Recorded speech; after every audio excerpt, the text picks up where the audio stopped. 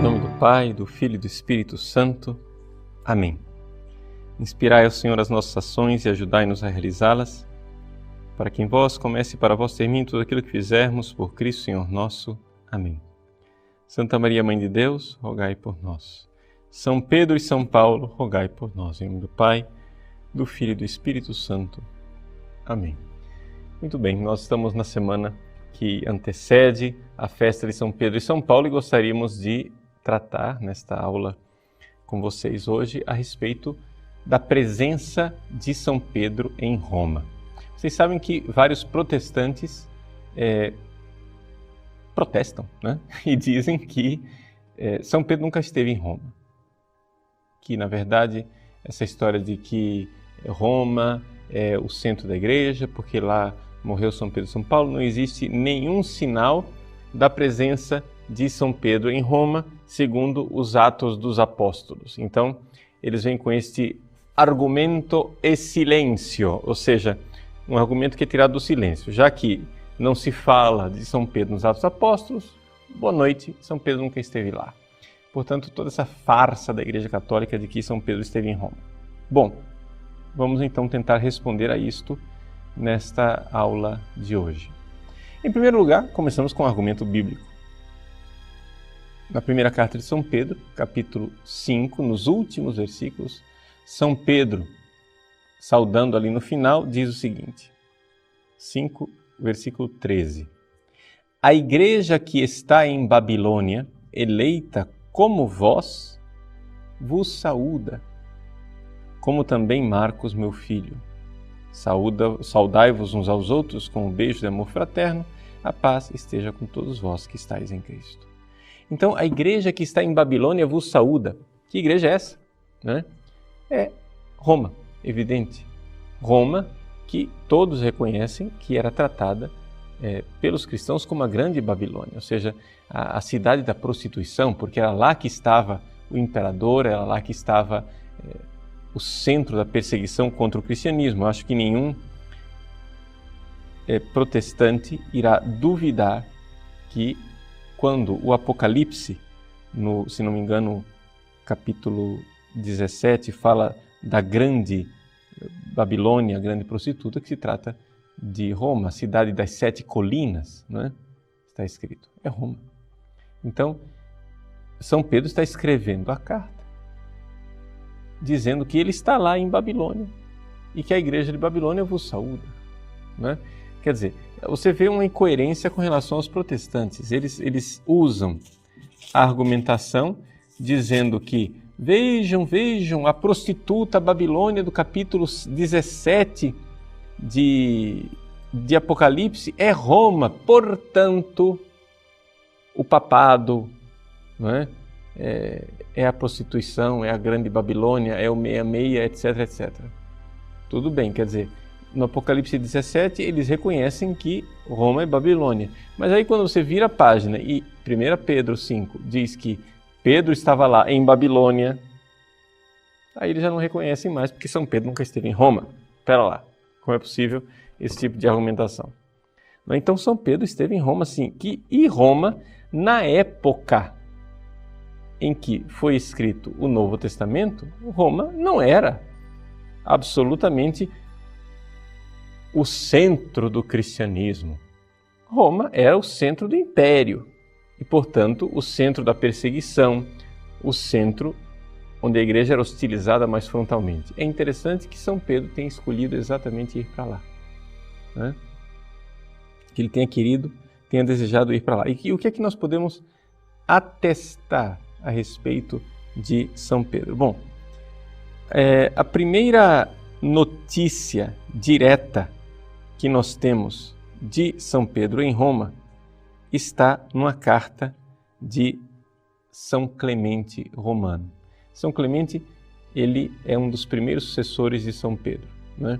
Vocês sabem que nós temos o livro Adversus Hereses, contra os hereges, que foi escrito por Santo Irineu de Lyon. E Santo Irineu de Lyon, nesse escrito, ele faz a lista, né, dos vários sucessores de São Pedro. entre os quais está, ele diz assim, depois dos gloriosos apóstolos. Deixa eu ler para vocês, eu vou ler diretamente o Adversus Heresis, no livro 3, número 2, ok? Só para a gente ter um texto bem claro para citar. Ele diz assim, já que seria muito longo nesta obra fazer a lista da sucessão de todas as igrejas, ou seja, Santo Inácio Santo Irineu de Lyon está argumentando aqui que os gnósticos, eles acham que nós não devemos seguir a sucessão dos apóstolos. Já nós, cristãos católicos, cremos que temos que seguir a sucessão dos apóstolos. E então, Santo Irineu diz, é impossível fazer a lista da sucessão apostólica de todos os bispos de todas as cidades, né? Então, já que seria cumprido demais fazer a lista da sucessão de todas as igrejas, tomemos a igreja maior, a mais importante e conhecida por todos, fundada e instituída em Roma pelos dois gloriosíssimos apóstolos Pedro e Paulo. Vejam, isso escreve nosso querido Irineu de Lyon no ano 175 e 189, que foi mais ou menos a data em que ele escreveu essa obra. Ele diz assim, então, fundada pelos gloriosos apóstolos Pedro e Paulo, mostrando a tradição recebida dos apóstolos e a fé anunciada aos homens que chega até nós através das sucessões dos bispos. E então ele segue fazendo a lista, então é São Pedro e São Paulo, aí depois de São Pedro e São Paulo veio Lino, depois de Lino veio Cleto ou Anacleto e depois veio Clemente. Pronto. Então, nós estamos falando aqui de um sucessor de São Pedro. Esse sucessor de São Pedro, Clemente, ele escreveu uma carta aos Coríntios no ano de 96, para ser mais exato. Né? Então, no ano de 96, portanto, não estamos muito longe de São Pedro, Clemente, que foi sucessor de Pedro, cita na sua carta aos Coríntios Pedro e Paulo como suas referências, né? Ele diz assim que esses dois homens, Pedro e Paulo, né, têm ao seu redor uma multidão de eleitos e são para nós um exemplo. E do contexto da carta se vê claramente que ele está falando de Roma e se vê claramente que ele está falando dos dois apóstolos, da presença dos dois apóstolos em Roma. Então veja só, vamos fazer a linha do tempo. Nós temos a primeira carta de Pedro. Está lá, São Pedro em Roma. Saúda-vos a igreja de Babilônia.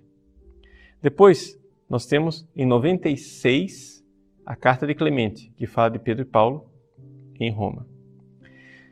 Indo mais para frente, nós temos a primeira atestação do túmulo de São Pedro e de São Paulo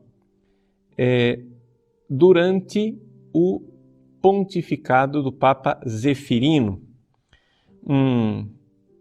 um padre chamado Caio, ou Gaio, né, como queiramos traduzir o nome dele.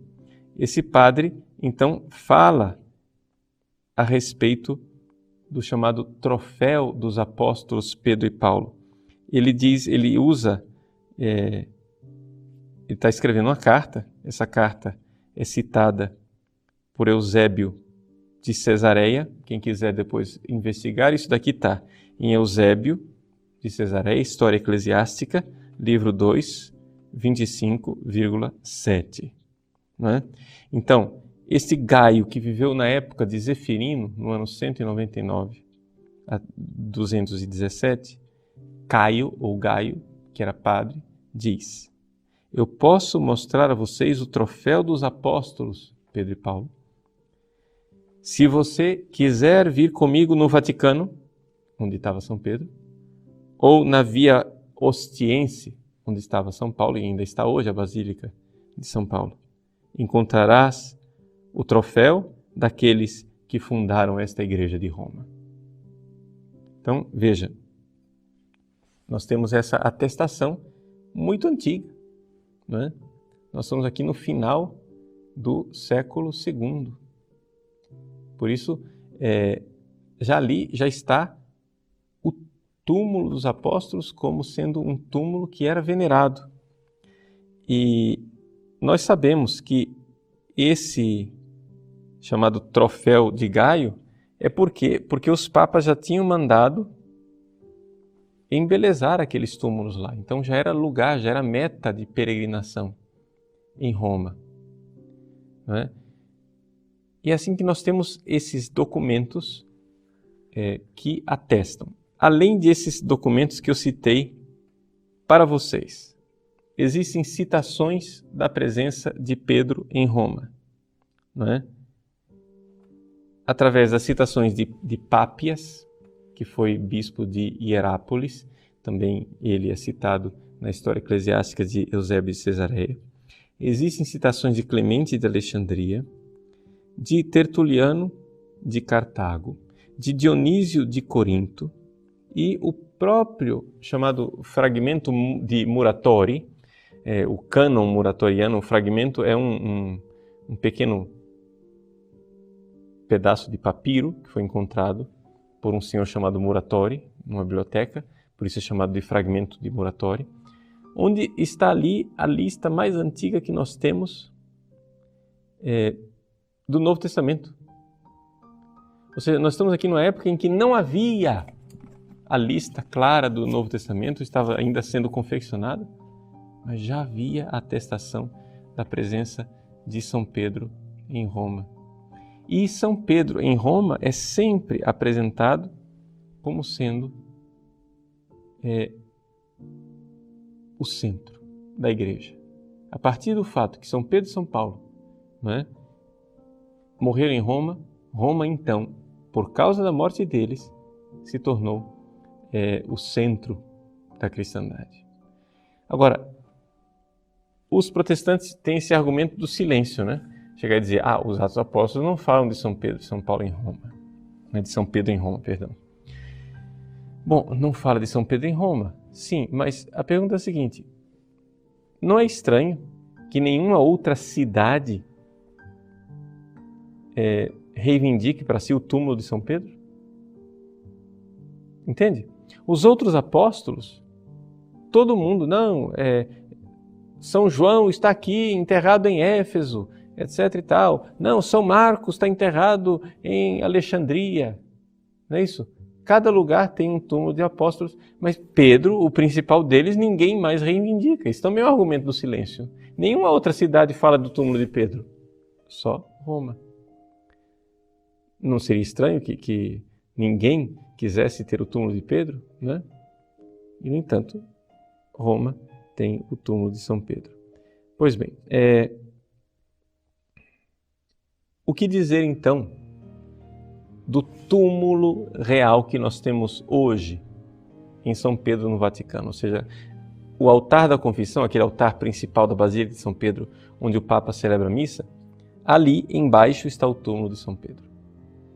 Foram feitas escavações na década de 40, né? Essas escavações da década de 40 encontraram extraordinariamente realmente um sinal evidente de que Pedro foi sepultado ali. Por quê? Porque nos estratos, né, arqueológicos se encontrou o seguinte. Para você ter ideia então do que é que se trata. Você que não conhece muito a geografia de Roma, deixa eu explicar para você. Roma, ela ficava do lado oposto do rio Tibre, né, de onde fica o Vaticano. Ou seja, o Vaticano, na época dos imperadores, ficava fora de Roma, né? Roma era uma cidade circundada de muros por todos os lados, exceto um, onde tinha o rio. Tá? Então, ali no rio, o rio já protegia a cidade, não precisava de muro.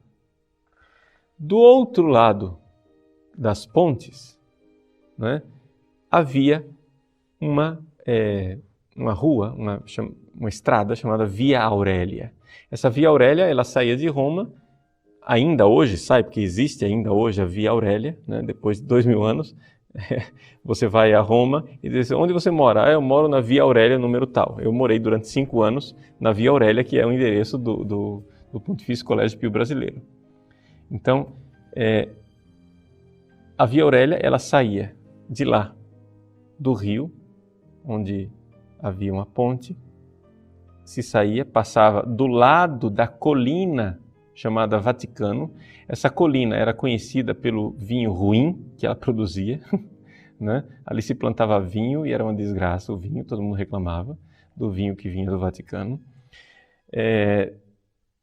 E essa via ia para o norte, na direção da França, depois Espanha e chegava até Portugal. Era a Estrada Aurélia, né? Então, muito bem. Essa Via Aurélia, Nero mandou fazer um circo ao lado da Via Aurélia. Todo mundo disse, Nero, você é maluco. E de fato Nero era maluco, né? Ele mandou fazer um circo fora da cidade de Roma, no Vaticano, no sopé do Vaticano. Todo mundo diz, mas você é maluco fazer um circo lá longe? Mas ele mandou fazer lá o circo. E neste circo de Nero, né, ele mandou trazer de Heliópolis, no Egito, um obelisco de 300 toneladas de granito. Esse obelisco ainda hoje está no centro da Praça de São Pedro, né? Então, era um circo de formato oval, como quem assistiu Ben-Hur, né? Aquele filme antigo, Ben-Hur, aquela corrida de carruagens num oval assim. Então, muito bem, é um circo de formato oval, com no centro um obelisco.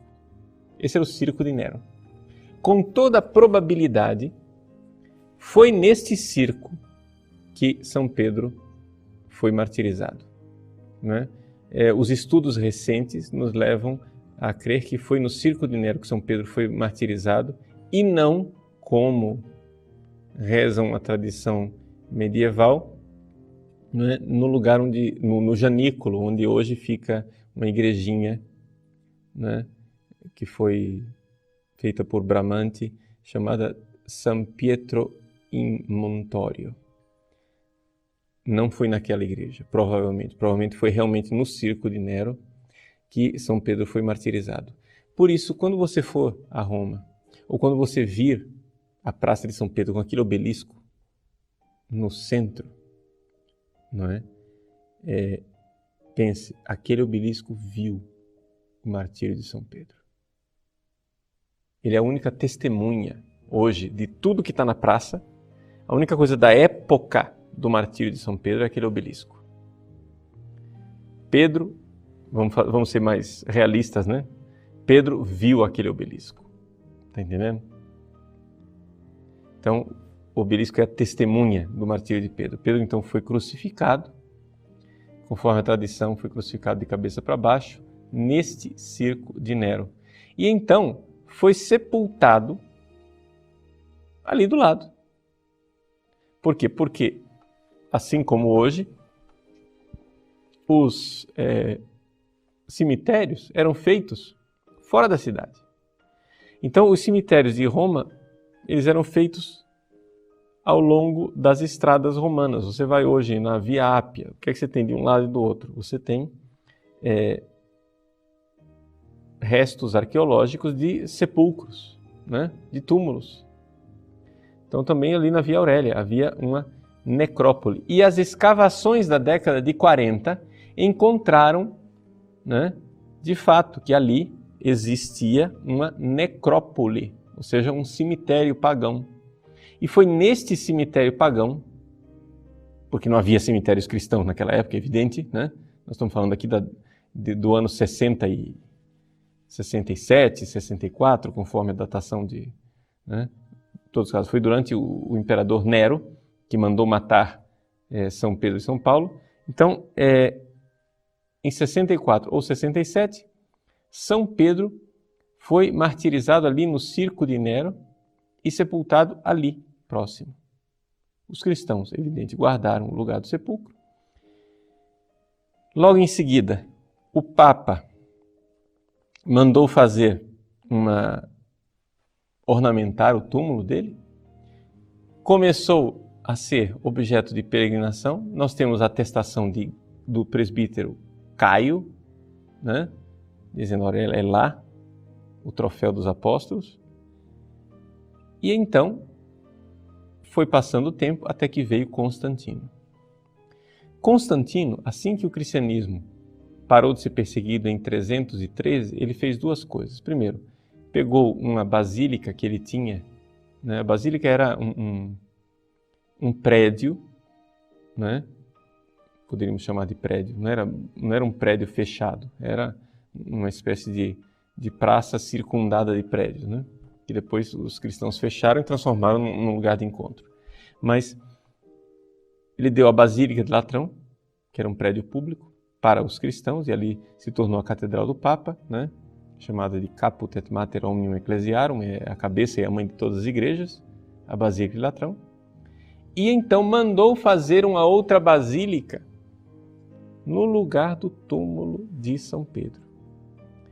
Agora vejam, uma das grandes provas de que a atual basílica é exatamente no lugar onde São Pedro foi sepultado é o fato de que Constantino tinha muito outro lugar para mandar fazer uma basílica. Ele mandou fazer ali uma basílica no pé de uma colina. Então vocês imaginem o esforço de terraplanagem que precisou ser feito. Ele teve que cortar um morro para fazer a basílica. Você está entendendo? Então, de fato, as escavações encontraram isso, que o antigo cemitério pagão foi todo soterrado por Constantino e se fez o altar principal exatamente em cima do túmulo de São Pedro. Então, hoje, as escavações nos atestam que existem vários estratos de escavações e se tem com clareza o local do túmulo de São Pedro, que fica exatamente embaixo do altar da confissão. Existe uma certeza bastante razoável cientificamente de que realmente ali é o local em que São Pedro foi sepultado. Não é?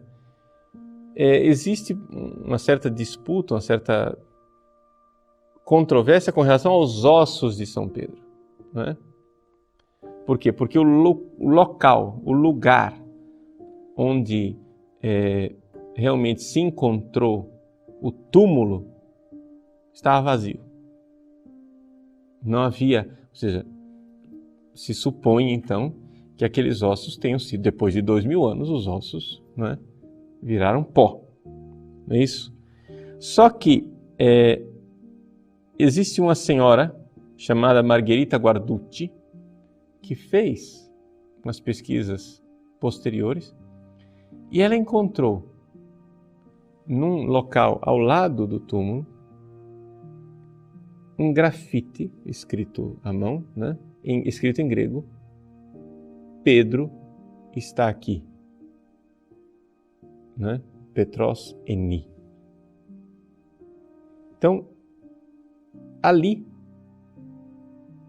estavam ossos de um homem de seus 60 a 70 anos de idade, ossos esses que já haviam sido retirados de um túmulo, envolvidos num pano púrpura precioso e guardados com cuidado fora do túmulo original. Então, Margherita Guarducci argumenta que aqueles ossos eram os ossos de São Pedro, né? Que tenham sido tirados do túmulo, colocados lá para salvaguardar da umidade, e alguém, depois que fechou o muro, escreveu no grafite: Pedro está aqui. Evidente que, posteriormente, Foi então construído o altar em cima e tudo se esqueceu por 2000 anos. Né? Bom, seja como for, nós temos aí esse pequeno estudo, então, essa apresentação para vocês a respeito do local em que São Pedro foi sepultado. O que é que nós podemos concluir assim espiritualmente dessa realidade de São Pedro? Vejam, a Basílica de São Pedro em Roma, ela é um grande monumento. Aquela cúpula enorme de Michelangelo que a gente vê, né?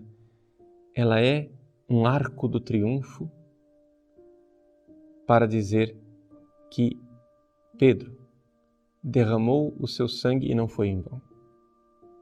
Nós hoje cremos porque os apóstolos deram a vida. Não foi fácil para Pedro dar a vida. Nós podemos acompanhar um pouco a personalidade de São Pedro. São Pedro era um pescador na Galileia, muito entusiasmado por aquilo que a gente vê, a sua figura nos evangelhos. Pedro é o apóstolo mais atestado em todos os evangelhos. Ele está presente em todos os evangelhos com uma frequência muito superior aos outros apóstolos. E a gente vê que ele tinha um temperamento primário, ou seja, ele era impulsivo, né? Ele não era dessas pessoas que você faz alguma coisa, aí ele vai para casa, pensa e depois reage. Não. Com São Pedro era bateu, levou. Né? Então, Jesus aparece na tempestade, caminhando sobre as águas, e Pedro diz, eu quero ir, eu quero caminhar. Isso é típico dele, típico de Pedro, pedir para caminhar sobre as águas. Essa caminhada de Pedro sobre as águas está atestado no Evangelho de São Mateus. E é uma das coisas mais interessantes que eu não tenho dúvida de que aquilo foi histórico. Por quê? Porque os primeiros cristãos não relatariam o fracasso de Pedro afundando nas águas se não fosse realmente uma coisa que aconteceu na história. Porque Pedro era um apóstolo muito respeitado. Ele então pede, eu quero ir, eu quero andar. Vejam como ele era primário. Jesus chega e diz, quem deixar tudo, pai, mãe, mulher, filhos, casas e campos, para me seguir, receberá 10 vezes mais. Aí São Pedro imediatamente diz, Senhor, nós deixamos tudo. Nós sabemos que ele deixou tudo realmente, né? Deixou a sogra, né? Deixou a mulher em Cafarnaum, deixou as redes, como diz o apóstolo, o evangelista São Marcos. Pedro é assim, primário. Por isso, no Horto das Oliveiras, ele vai lá e corta a orelha do servo do sumo sacerdote. Esse temperamento primário de Pedro levou Pedro a atestar para Jesus, Senhor, eu irei contigo até a morte. Jesus, que conhecia o coração do homem, não comprou aquela ideia de Pedro e disse para ele, olha, Pedro, tu me trairás. O galo não vai cantar 2 vezes, você vai me trair 3 vezes. Pedro então trai Jesus. Trai e ali se encontra a fragilidade do apóstolo. É interessante isso. Como é que Jesus escolhe um homem assim para ser o primeiro Papa e para dizer para ele, Pedro, tu és pedra e sobre essa pedra edificarei minha igreja? Acho que qualquer um de nós escolheria um sujeito mais prudente, mais, né? E, no entanto, Jesus escolhe Pedro. Porque é quase que uma profecia, como diz o Evangelho de São Lucas. Jesus, na última ceia, olha para Pedro e diz uma palavra que só está em São Lucas e diz assim, Pedro, Satanás pediu por ti. Eu, porém, intercedi, rezei por ti. Tu, quando voltares, confirma teus irmãos. Satanás pediu para te peneirar como trigo. Existe aqui algo típico, não somente do ofício de Papa, mas também de bispo, de sucessor dos apóstolos, de clérigo, por assim dizer. O clero, ele é peneirado como o trigo por Satanás. O clero é constantemente atacado por Satanás. Jesus, porém, rezou por Pedro. Tu, quando voltares, ou seja, Jesus está dizendo para o primeiro Papa, olha, quando você se converter, então definitivamente confirma teus irmãos. É interessante essa fragilidade de Pedro e essa presença da graça divina. Então é isso que eu queria deixar para vocês bem claro. Pedro é ao mesmo tempo um misto de fragilidade humana e de portento da graça de Deus. Ele cai na negação, mas ele confirma os irmãos. Não é?